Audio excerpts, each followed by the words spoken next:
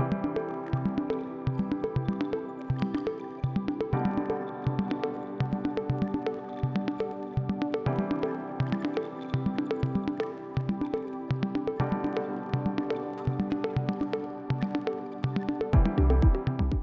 I'm Matt Dalton, Head of the Consumer Sector here at Mazars. Now welcome back to our In Conversation series. I'm really pleased I've got Asam Malik here with me today. He's a partner within our technology and digital consulting business. Welcome, Asam. Thank you, Matt. Now, it's a really hot topic, technology at the moment. Can you tell us some of those key trends that we're seeing across the consumer sector? So there's a lot going on in technology right now. There's not a day goes by where we're not hearing about some new technology developments. But in the consumer sector, the main thing that's still on the top of the agenda for most of our clients is digitization.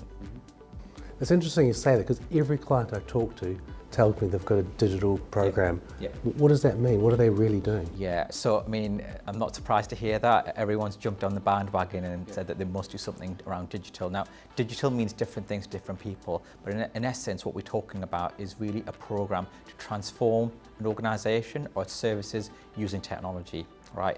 And that technology can be a variety of different things. It could be things like robotics, machine learning, artificial intelligence. It could even be just replacing new IT systems. But what it really is about driving change through technology. So that's really interesting, Asam. But how are clients really leveraging that technology to drive benefits across the business? So I think the key thing, Matt, is in order to really get benefits out of a strategy around digitization is to actually create a digital strategy. And that's where most of our clients are kind of falling down. They're kind of going into digitization head first and not thinking about really what are they trying to achieve from this program. So what we really say to our clients is what they should be doing to get it right is to have a digital strategy. And what are some of the challenges about putting in that digital strategy? So there's a number of different challenges. The first thing is to making sure that you have a really clear business benefit in mind with digitization, that you're not just trying to put in technology for the sake of it. So the key thing is to have what is the benefit that we're trying to achieve here for the organization. Linked with that, the challenges then come down to have you got the right skills and resources in place? Because quite often organizations will go and buy technology, but if you haven't got the right individuals within the organization that understand how to leverage that, then it's going to fail.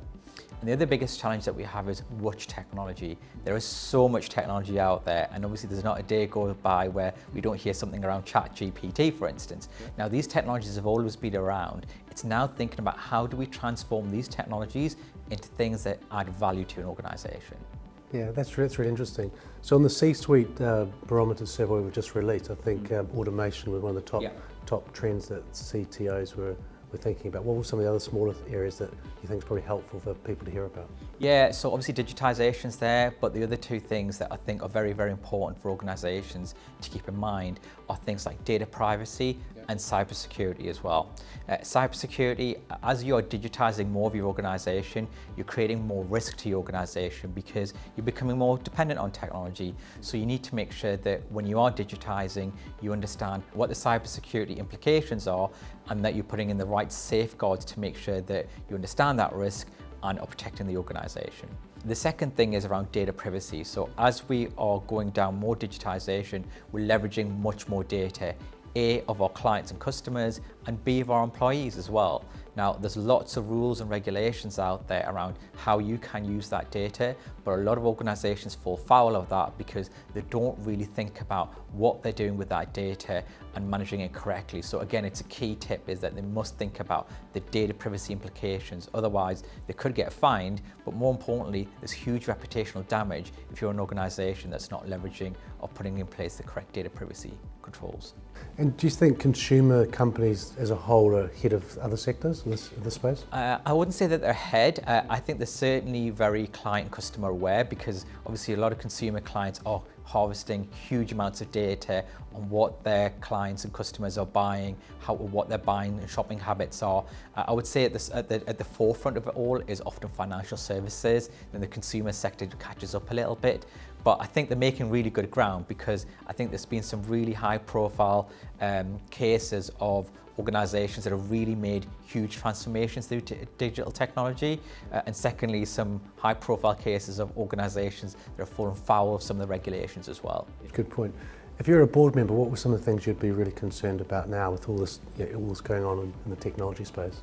So I think the key thing that I'd be concerned about as a board member is, are we thinking about this? Right? Are we thinking about technology, and is it on our agenda? But most importantly is looking around that board and thinking, have we got the right skills and ability as a board to A, understand what the technology opportunities are for our organisation, and B, as a board, have we got the right skills and opportunities to understand what the risks are as well? Because I think that's often something I find lacking with a lot of boards, is there's not really anyone there at a C-suite level that understands those two things. And if you don't have anyone there that understands those things, you're not going to be successful. So that's been really fascinating, Asam. Really enjoyed the conversation. Could you just leave us with the top 3 tips you'd give to any CIO out there in the business at the moment? Yeah, so I would kind of give these tips to not just CIOs, but C-suite members across the board. My number 1 tip would be, you must have a digital strategy. If you don't have a digital strategy, you're not going to take advantage of the digital revolution that's happening right now.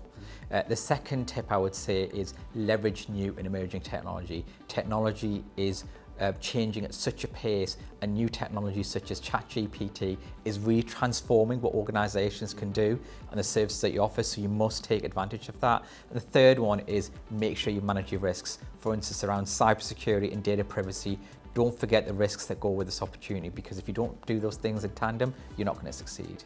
So thanks, Asam. It's been really insightful. Thanks for your time, and I really look forward to hearing more about this space in the future. You're welcome, Matt. Thank you.